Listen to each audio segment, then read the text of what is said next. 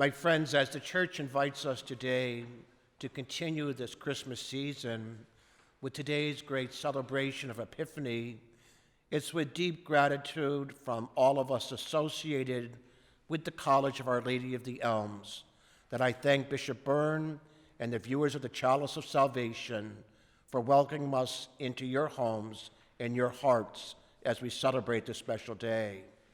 May all of us at the college assure you of our continued prayers and thanks in the new year. We thank in a very special way members of Catholic Communications for all that they do throughout the year to spread the gospel by broadcasting programs such as this. In the spirit of the holiday season, the Elms College community assures all of you a remembrance in the good works and prayers and daily masses offered each day on our college campus. In the last sentence of today's gospel, Matthew tells us that the wise men went back to their country by another route.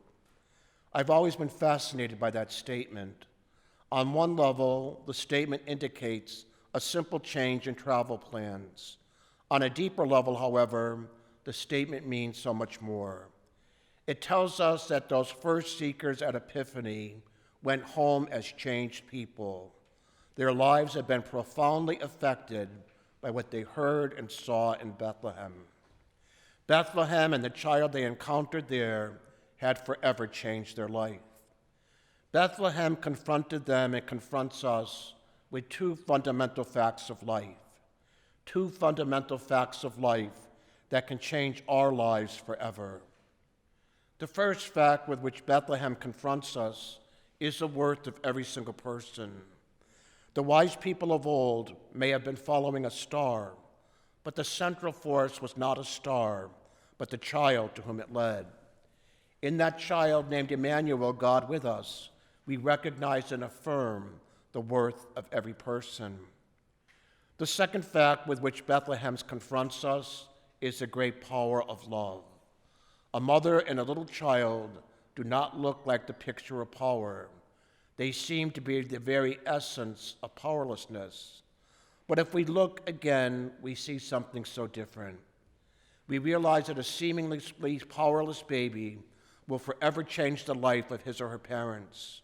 For that child, parents will get up in the middle of the night, regardless of how much they need to sleep. For that child, they will rewrite their budgets. Parents will sacrifice and do without in order to meet the needs of their newborn child. No law requires them to do this. It's simply the power of love that leads them to do these things.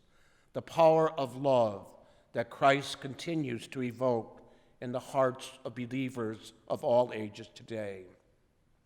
The worth of every person and the power of love became real for the wise people of old only because they took the risk of following the star.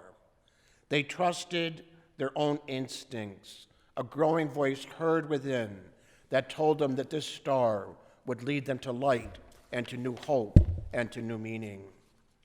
In the process of our finding God today, members of the Elms College community, like the seekers of that first Epiphany, are forever changed and lead the Elms after graduation by different routes than the route on which they arrived, all because of the Word of God made flesh they have beheld on our campus and in each other.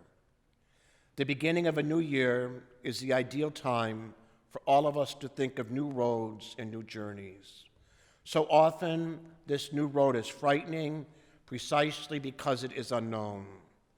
Many of you joining us at home today may be facing new and unknown journeys in the year to come.